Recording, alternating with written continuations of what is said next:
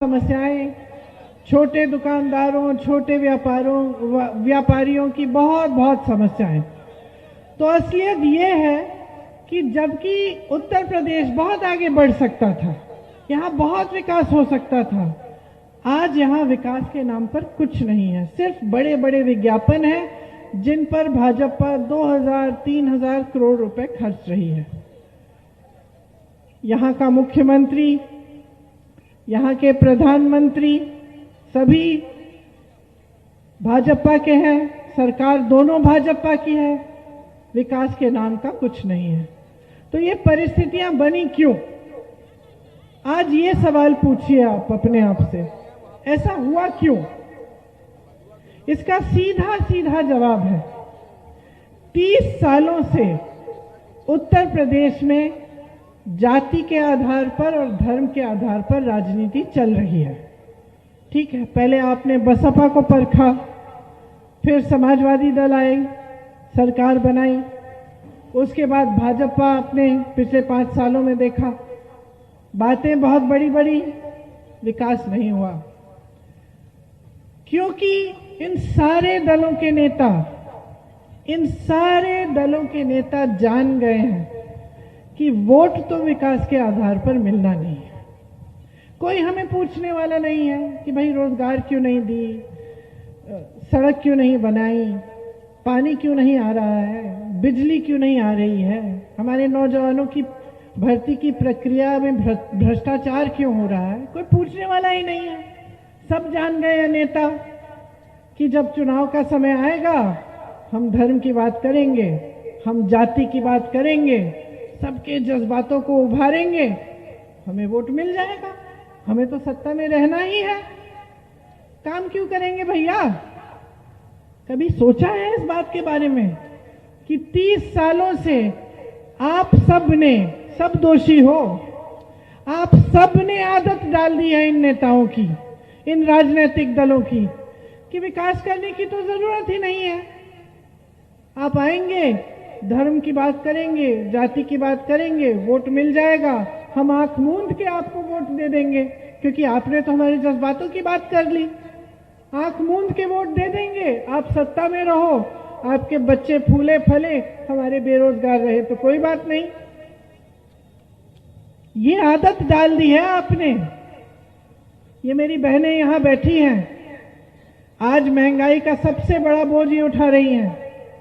सुबह से शाम तक खेतों में काम करती हैं, घर आके खाना पकाती हैं, बच्चों की देखभाल करती हैं, जानवरों की देखभाल करती हैं, घर की सफाई करती हैं, और सबसे ज्यादा बोझ इनके कंधों पर है। कोई इनकी बात करता है? कोई कहता है यहाँ आके कि महिलाओं को सशक्त करना है, महिलाओं की शिक्षा के लिए क्या किया, उनकी सेहत की कौन सी सुविधा बनाई? आज ब्लॉक के अस्पताल में जाती हैं, पुरुष डॉक्टर मिलता है, क्या बात करेंगी अपनी समस्याओं की उनसे? कोई पूछता है कि बहनों आपके लिए हम एक महिला डॉक्टर हर ब्लॉक के अस्पताल में डालें, या आपके लिए कुछ ऐसे विद्यालय बनाएं जिससे आपको भी हुनर मिले, आप भी शिक्षित हो, आगे जाकर आपको भी रोजगार मिले? कोई मेरे नौजवान भाइयों से पूछता है कि तुम्हारी जो भर्ती की प्रक्रिया है इसमें भ्रष्टाचार क्यों आ गया? कोई कहता है कि हम इसको खत्म करना चाहते हैं। कोई कहता है कि आप जब परीक्षा लेते हैं भर्ती के लिए तो 6 महीनों के अंदर अंदर आपकी नियुक्ति होनी चाहिए। कोई कहता है? कोई नहीं कहता। अरे यहाँ आके पाकिस्तान की बात करते हैं, आतंकवाद की बात करते हैं, धर्म की बात करते हैं, जाति की बात करते हैं, आपकी कोई बात नहीं कर रहा है। महंगाई कैसे घटेगी? आज किसान छुट्टा जानवर से परेशान है, छुट्टा जानवर खेत खाया जा रहा है, सुबह से शाम तक चौकीदारी करनी है, रात रात बैठ के चौकीदारी करनी है खेतों की। 5 साल गुजर गए, मैं 3 सालों से यूपी के कोने कोने में जा रही हूं। 3 सालों से मैं कह रही हूं हर मंच पे कि छुट्टे जानवर की जो समस्या है, अन्ना पशु की जो समस्या है, उसको सुलझाना है। हर जगह कह रही हूं। मैंने मुख्यमंत्री जी को चिट्ठियां लिखी, मैंने यहां तक कि मुख्यमंत्री जी को चिट्ठी लिख के कहा कि यही समस्या छत्तीसगढ़ में थी, कांग्रेस की सरकार ने इसके लिए कुछ कदम उठाए। ये लीजिए योगी आदित्यनाथ जी, ये है कदम जो कांग्रेस की सरकार ने उठाए, इन्हीं को आप उत्तर प्रदेश में लागू करिए। कोई जवाब ही नहीं आया। आज पिछले हफ्ते प्रचार के लिए कई सालों बाद प्रधानमंत्री जी उत्तर प्रदेश पधारे और उन्होंने एक मंच में कहा कि मेरे संज्ञान में ही नहीं था कि यहां उत्तर प्रदेश के किसानों की इतनी बड़ी समस्या है, छुट्टे जानवर की समस्या। मंच पे खड़े होकर कहा। अब आप प्रधानमंत्री हैं, दुनिया जानती है, सारी जानकारी आपको मिलती है, आप ही के मुख्यमंत्री हैं उत्तर प्रदेश में।